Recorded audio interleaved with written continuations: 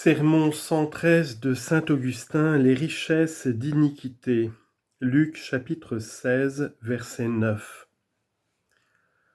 Nous vous devons les avertissements qui s'adressent à nous. Dans la lecture de l'évangile qui vient d'être faite, on nous presse de nous faire des amis avec les richesses d'iniquité, afin que ces amis nous reçoivent un jour dans les tentes éternelles. Mais qui aura des tentes éternelles sinon les saints de Dieu ?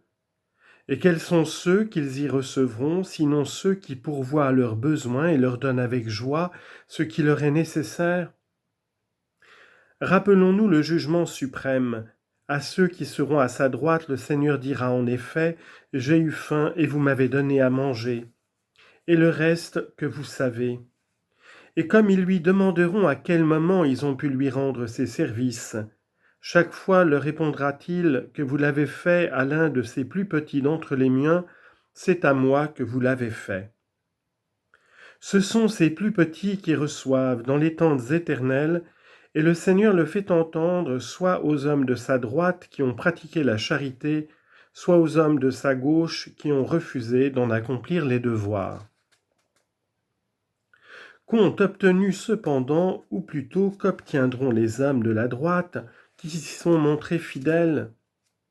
Venez, bénis de mon Père, posséder le royaume qui vous a été préparé dès la formation du monde. Car j'ai eu faim et vous m'avez donné à manger. Chaque fois que vous l'avez fait pour l'un de ces plus petits d'entre les miens, vous l'avez fait à moi-même. Matthieu 25, 45 à 40. Ainsi donc, quels sont les plus petits du Christ ?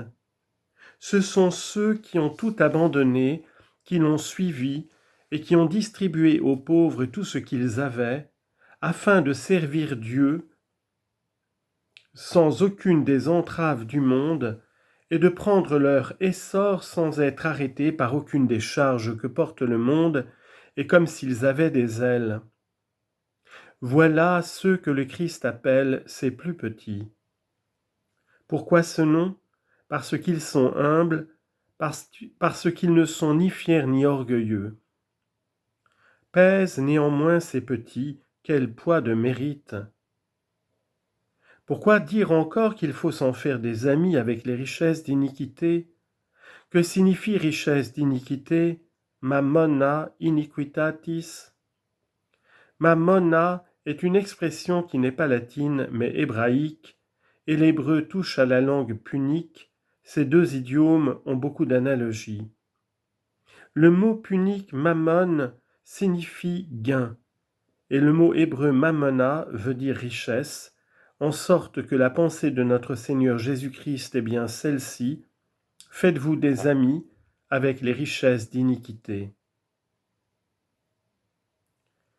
Il en est qui comprennent mal ce précepte. Ils ravissent le bien d'autrui pour en donner quelque partie et s'imaginent obéir ainsi à Jésus-Christ. Voici leur raisonnement. Le bien pris à autrui est un bien d'iniquité.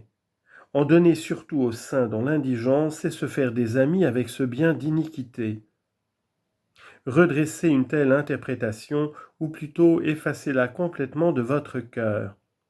Gardez-vous de comprendre ainsi. Faites l'aumône du juste fruit de vos travaux, donnez de ce que vous possédez légitimement. Prétendez-vous corrompre votre juge, corrompre le Christ et obtenir qu'il ne vous cite pas à son tribunal avec les pauvres que vous dépouillez ? Suppose qu'il t'arrive d'abuser de ta force et de ta puissance pour ruiner un homme faible.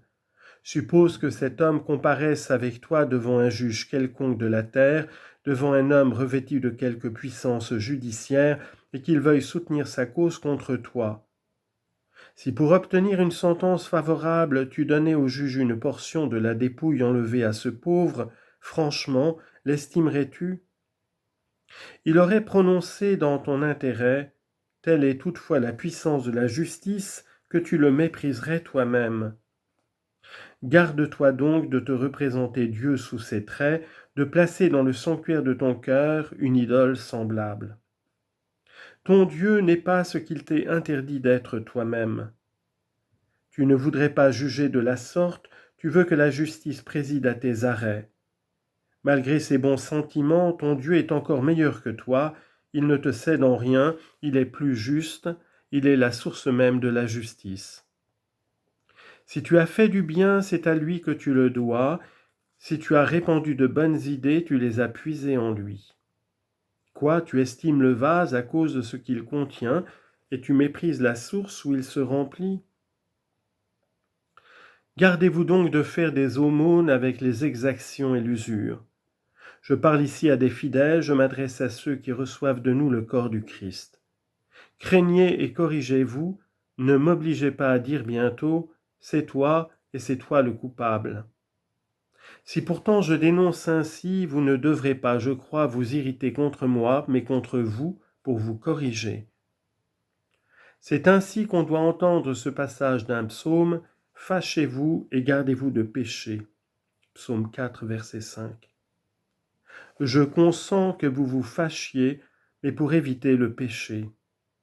Contre qui en effet vous fâchez pour éviter le péché, sinon contre vous? Et quel est le vrai pénitent, sinon l'homme irrité contre soi? Pour obtenir son pardon, il se châtie lui-même, et il peut dire à Dieu, « Détournez vos yeux de mes péchés, car je reconnais mon crime. » Psaume 1, versets 5 et 11. Si tu le connais, lui l'oublie. Vous donc, qui agissiez de la sorte, ne continuez pas, cette pratique est coupable. Si pourtant l'injustice est commise, si vous avez acquis des richesses par ces moyens injustes, si vous en avez rempli vos bourses et vos trésors, votre fortune vient d'une source mauvaise. N'ajoutez pas le mal au mal et faites-vous des amis avec les richesses d'iniquité. La fortune de Zachée était-elle pure? Lisez et voyez. C'était un chef de publicains, et les publicains percevaient les impôts publics. C'est là qu'il s'était enrichi. En pressurant et en dépouillant un grand nombre de malheureux, il avait acquis beaucoup de biens. Le Christ entra dans sa maison et le salut avec lui, car le Sauveur dit expressément « Aujourd'hui cette maison a reçu le salut ». Voyez en quoi consiste ce salut. D'abord cet homme désirait voir le Christ, et comme il était de petite taille et que la foule l'empêchait, il monta sur un sycomore et vit passer Jésus. Jésus le regarda. « Zachée, lui dit-il, descends, il faut qu'aujourd'hui je loge dans ta maison. Je te vois comme suspendu, mais je ne te tiens pas en suspens. Je ne t'ajourne pas. Tu voulais me voir passer, et aujourd'hui même tu me trouveras en repos chez toi. » Le Seigneur entra donc, et tout transporté de joie, « Je donne aux pauvres la moitié de mes biens, dit Zachée. » Voyez comme il s'empresse de se faire des amis avec les richesses d'iniquité. Dans la crainte d'avoir encore autre chose à se reprocher, si j'ai fait tort à quelqu'un, je lui rends 4 fois autant. Luc 19, 2 à 9. C'était se condamner pour n'être pas damné. Vous aussi qui avez du bien mal acquis, faites-en de bonnes œuvres, et vous qui n'en avez point, gardez-vous d'en avoir jamais. Mais toi qui fais du bien avec le bien mal acquis, veille à être bon toi-même. Dès que tu te mets à changer le mal en bien, ne reste pas mauvais. Tes derniers s'épurent et tu demeures souillé.